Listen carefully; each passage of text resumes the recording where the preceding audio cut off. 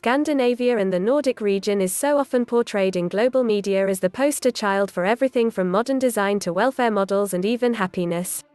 In the decade before the pandemic, that image translated into economic benefit. Interest in visiting Scandinavia from US travelers saw rapid growth, especially in Norway. With Scandinavian culture so prominent, it would be easy to think Denmark, Norway and Sweden are one and the same.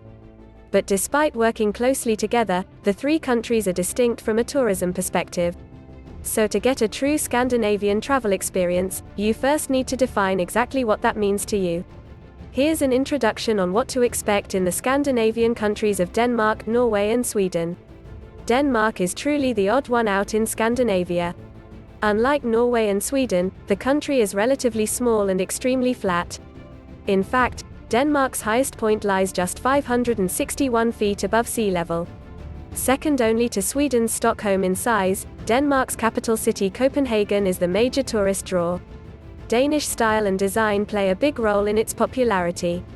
Copenhagen Fashion Week is the leading such event in the Nordic region, while the Design Museum is the best place to delve into the story behind the global popularity of Danish and Scandinavian design.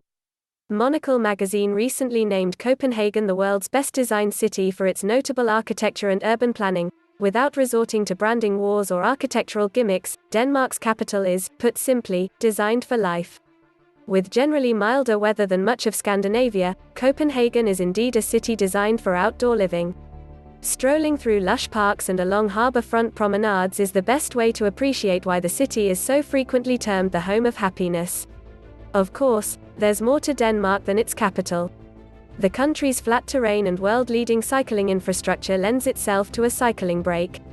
For inspiration, check out the 510-mile-long Baltic Sea route, where you'll find country lanes, calm beaches and cycle-friendly ferries.